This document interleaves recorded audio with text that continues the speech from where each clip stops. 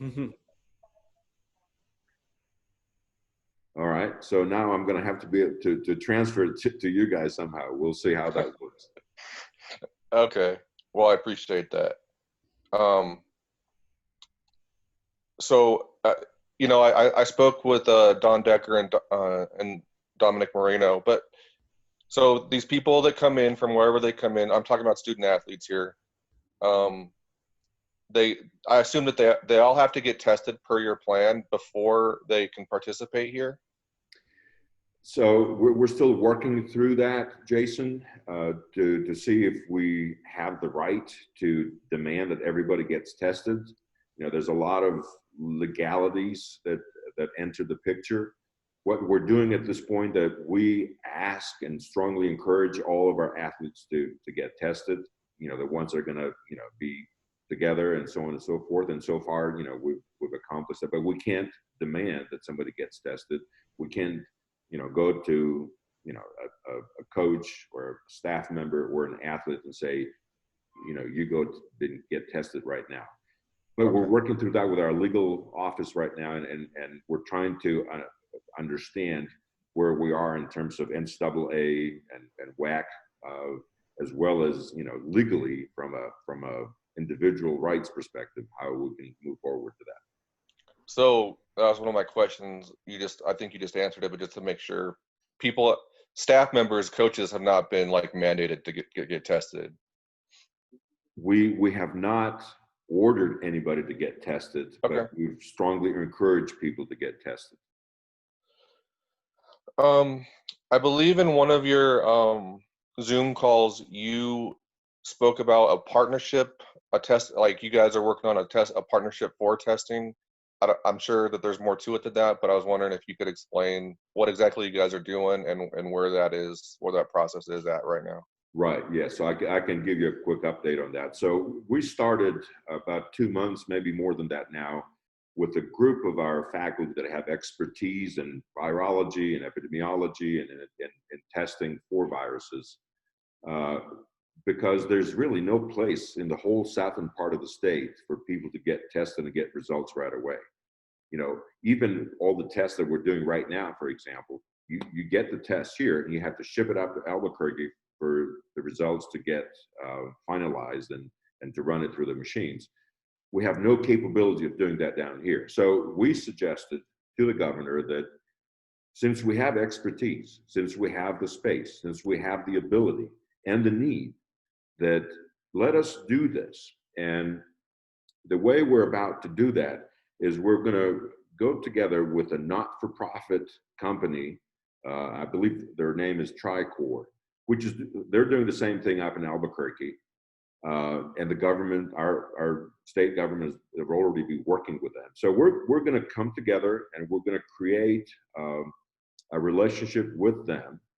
And our plan is to put together a laboratory within NMSU with the testing machines, with the ability to do testing right here, right now, so that as our faculty and staff come back in August, as the students are coming back in August, and the rest of the community, this is not going to be just for NMSU, but for the rest of the community as well, we will have the ability to do not only more tests per day, but also to do them a lot faster. Instead of shipping it all the way up to Albuquerque and waiting for the results to come back, we can do everything right here, and it will take a lot less time than what it takes today.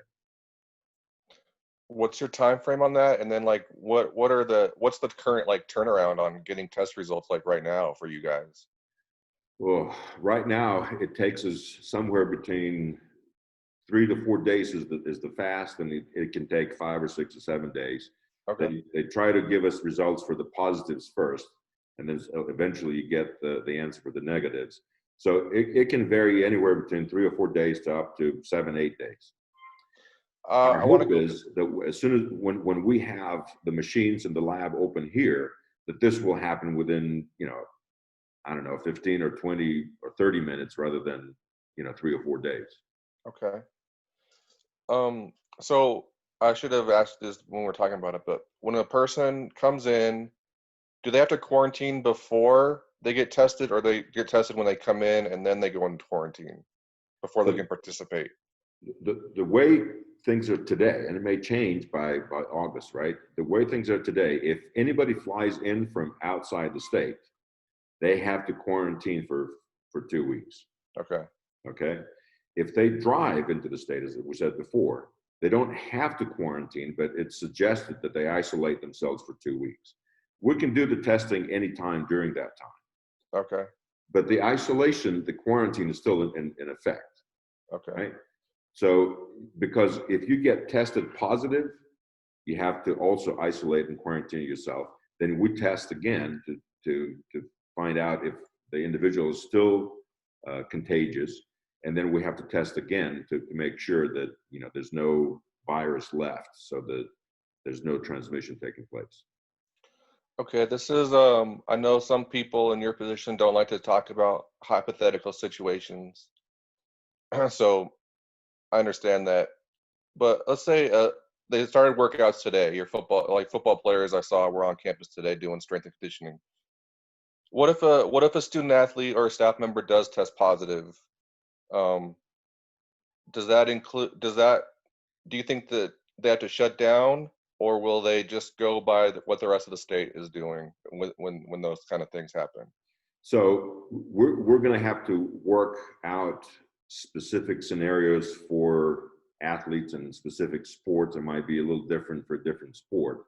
But right now, what we have to work with within the university, and that includes our sports and our athletics, is that if somebody gets tested positive, everybody that has come in contact, or not close contact, but some contact in proximity with that individual, gets notified, and they will get tested.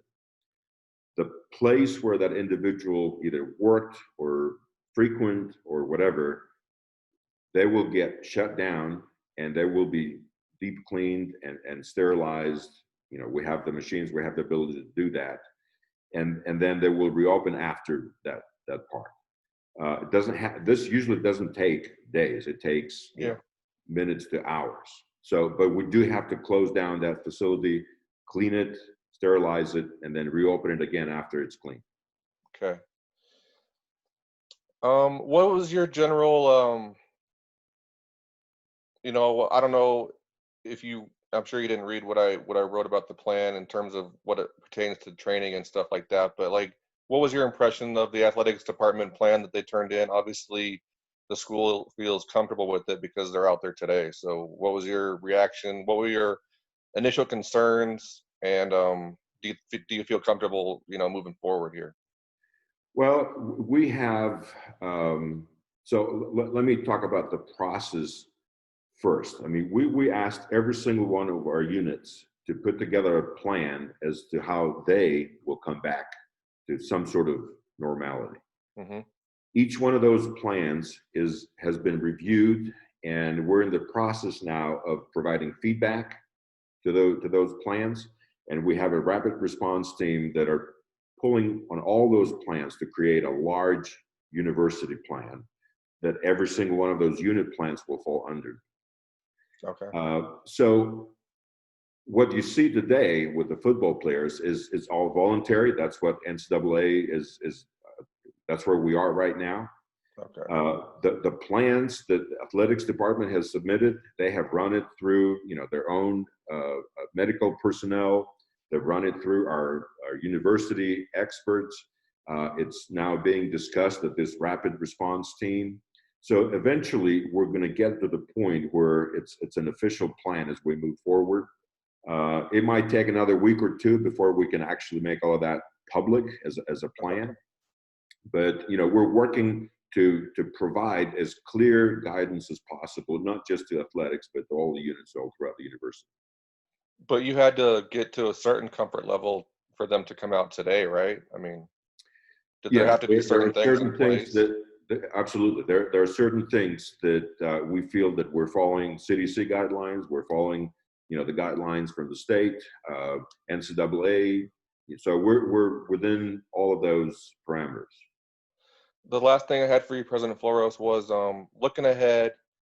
What is your feeling? And I know things change, but people ask about the likelihood of games games to start with, and then games with fans in the football stadium. Like, like what has to happen for you to make that determination, and when do you feel like you have to make that determination by?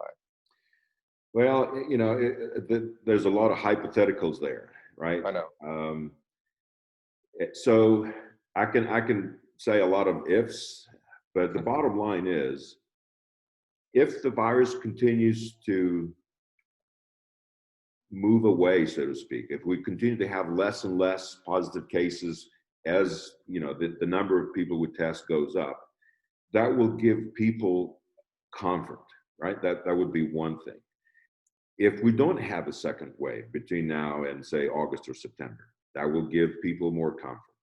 If we have the ability to fight the virus better, either through therapeutical treatments or through a vaccine, which is very unlikely to happen by August, but therapeutics might be a good way to look at it.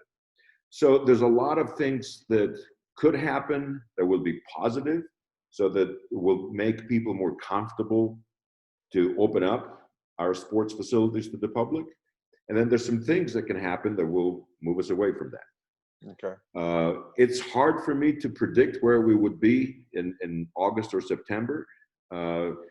It's hard for anybody to predict where we would be. There's a lot of unpredictability in what happens out there. The virus is in some control. We are in some control. So if we actually do a lot of the right things and we reduce the cases, I think we will be in a much better position to bring not just the sport back with the athletes, but the public back as well. But that's a big if. Okay. I appreciate your time, President Floros. I appreciate your time. I know you're busy. Sure. Thank you, Jason. So I'm going to try to download this, and Justin and I will work and see how we can send it to you. Okay? Sounds good. Sounds good. Right. Thank you. All right. Thank you, man. Take care. Bye. Thanks, gentlemen.